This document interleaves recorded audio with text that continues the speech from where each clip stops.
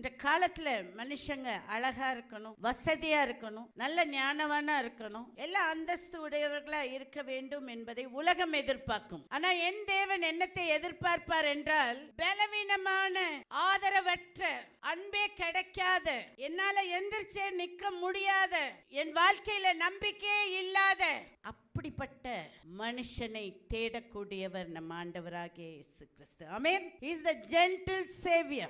மென்மையான இரட்சகர். ஆமென். ஒரு மனுஷனை, அவனோட வாழ்க்கையை, நெறிந்த நாளுக்கு ஒப்பாக இருக்கக்கூடிய அவனுடைய வாழ்க்கையை கட்டக்கூடியவர். ஹல்லேலூயா.